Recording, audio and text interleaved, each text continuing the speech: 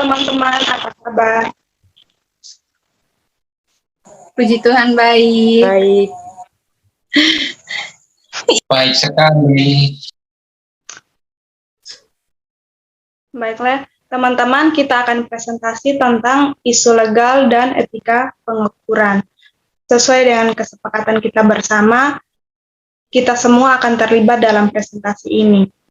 Kita semua akan terlibat dalam pembagiannya masing-masing, sesuai dengan pembagiannya masing-masing. Untuk itu, saya beri kesempatan kepada presentasi pertama hingga selanjutnya untuk mempresentasikan bagiannya masing-masing.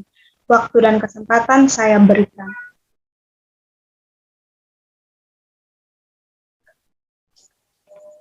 Baik, yang pertama, isu legal dalam tes psikologi. Fox Court 2011 memaparkan isu etis yang perlu diperhatikan yang berhubungan dengan testing psikologi baik selama tes itu diberikan maupun setelah pemberian tes psikologi. Beberapa isu etis yang perlu diperhatikan psikolog sebelum menggunakan tes meliputi: yang pertama, menjadi familiar dengan tes yang digunakan. Yang kedua, pertimbangkan kapan saat yang tepat untuk menggunakan tes dan sebaliknya. Yang ketiga, mengikuti aturan yang benar untuk mendapatkan izin dan persetujuan terhadap tes. Yang keempat, tempat penyelenggaraan tes. Yang kelima, waktu penyelenggaraan tes. Yang keenam, pemilihan tes yang tepat. Yang ketujuh, permasalahan bahasa dan penerjemahan tes. Yang kedelapan, bentuk atau tipe tes. Yang kesembilan, menyadari dampak administrator terhadap kinerja tes dan mencoba meminimalisir. Yang kesembilan, meminta bantuan selama tes kelompok. Dan yang terakhir, yang ke-10, kejelasan instruksi dan penggunaan contoh praktis.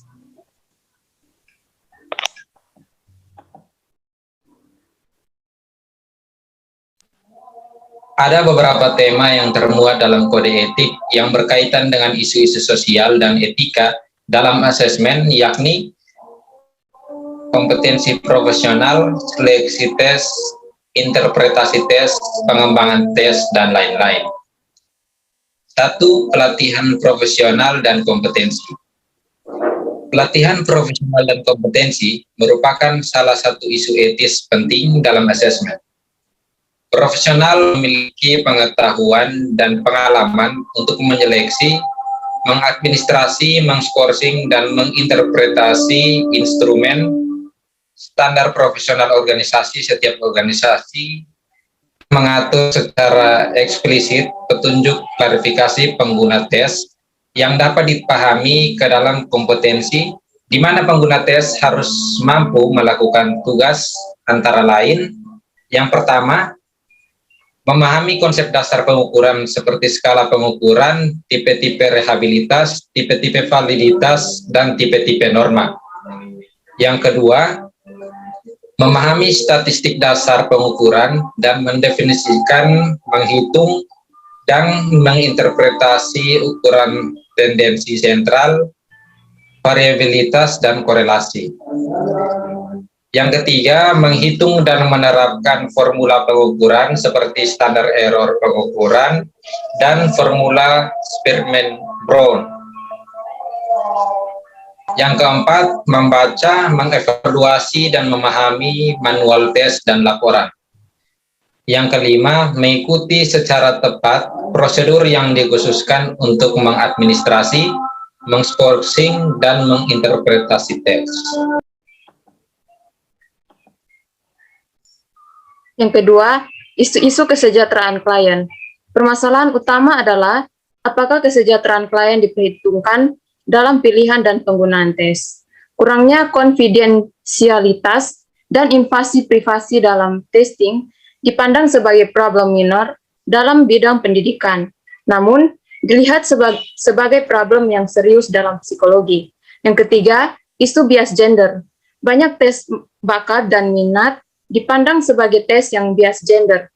Kenyataannya, laki-laki cenderung memiliki skor yang lebih tinggi daripada perempuan dalam bidang matematika dan ilmu pengetahuan. Perempuan memiliki skor rata-rata yang lebih tinggi pada kemampuan verbal. Namun, Tidak ada perbedaan besar antara skor laki-laki dan perempuan pada tes intelijensi. Yang keempat, perbedaan multikultural. Standard for Education and Psychological Testing berfokus pada testing individual dari latar belakang linguistik yang berbeda meliputi standar antara lain. Yang pertama, praktik yang muncul dari perbedaan bahasa harus dirancang untuk mengurangi ancaman terhadap reliabilitas dan validitas instrumen. Yang kedua, pembuat tes harus mengumpulkan data validitas dan reliabilitas dari populasi pengambil tes secara keseluruhan. Yang ketiga, tes harus diadministrasikan dalam bahasa pengambil tes. Yang keempat, penerbit harus menggambarkan tes secara rinci dalam manual tes.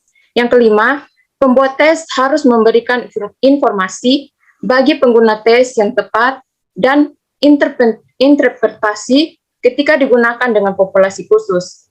Yang terakhir, terjemahan dari satu bahasa ke bahasa yang lain harus menyediakan metode-metode yang digunakan dan evidensi logis skor, reliabilitas, dan validitas tes.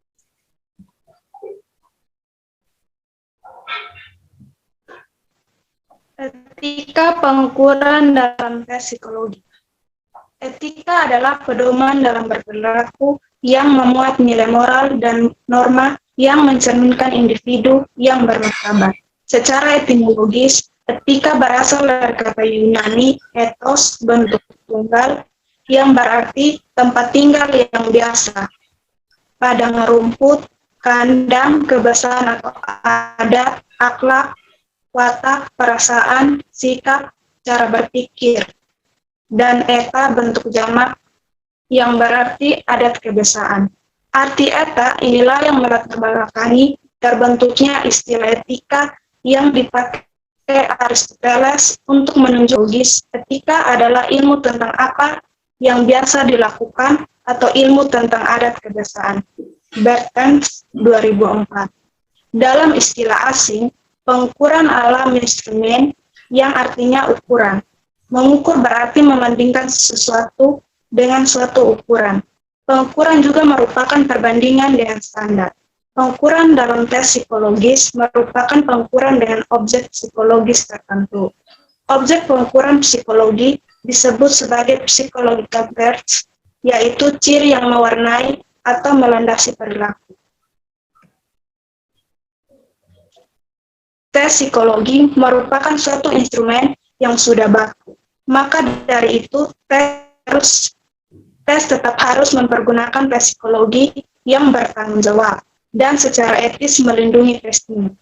Menurut Dewa Ketut Soekarda 1988, prinsip dasar yang melandasi etika praktik dalam penggunaan tes psikologi adalah sama esensialnya dengan layanan konseling sebagai suatu profesi membantu, yaitu yang pertama, agar guru, pembimbing, atau konselor dapat memberikan layanan yang kompeten dalam batas-batas kemampuannya dan pengembangan profesinya sendiri.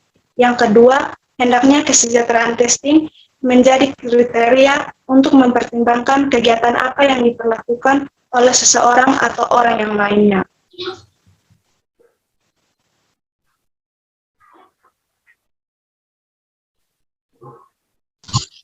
The Canadian Guidance and Counseling Association 1982 mempublikasikan 11 prinsip khusus yang mencakup etika cara pemakaian tes psikologi, yaitu yang pertama, guru pembimbing atau konselor harus mengakui batas kompetensinya dan tidak memberikan layanan testing atau menggunakan teknik di luar persiapan dan kompetensinya, atau yang tidak memenuhi standar profesional yang telah ditetapkan.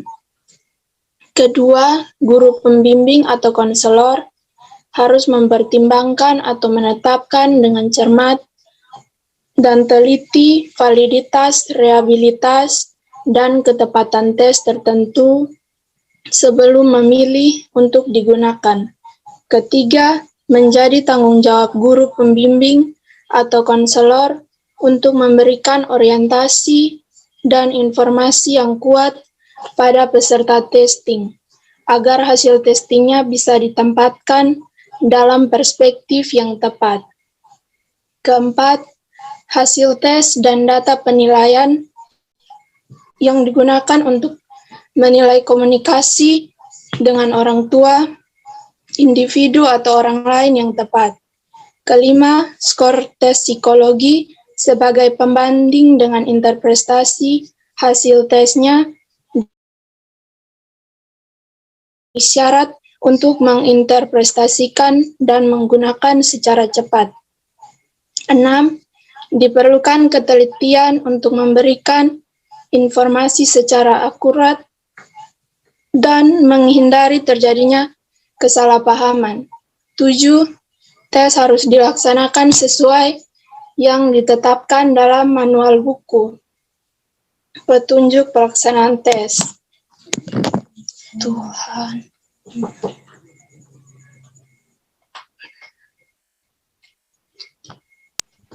Yang kesembilan, guru pembimbing atau konselor memiliki tanggung jawab untuk memberitahukan kepada peserta testing tentang tujuan testing. Yang kesepuluh, guru pembimbing atau konselor harus bekerja dengan teliti dalam menilai dan menginterpretasikan minoritas anggota kelompok atau orang-orang lainnya yang tidak menyajikan norma-norma kelompok terhadap pembakuan instrumen. Yang ke-11, konselor tidak pantas memproduksi atau memodifikasikan susunan tes itu tanpa memperoleh izin dan mengenal kemampuan pengarang penerbit dan pemegang hak cipta. Yang berikut, kompetensi penggunaan alat tes berkaitan erat dengan tingkatan atau level kompleksitas pada alat tes itu sendiri. American Psychologist Association atau APA telah mengkategorikan alat tes psikologi ke dalam 3 level, yaitu level A. Ini mencakup alat tes yang dapat diadministrasikan, diskor, dan diinterpretasikan dengan bantuan manual. Level B, penggunaan alat tes ini memerlukan latar belakang training khusus dalam pengadministrasian, scoring, dan interpretasi. Level C merupakan kategori yang paling ketat dan mencakup tes dan alat bantu yang membutuhkan pelatihan dan pengalaman dalam pengadministrasian, penyekoran, dan menginterpretasikan.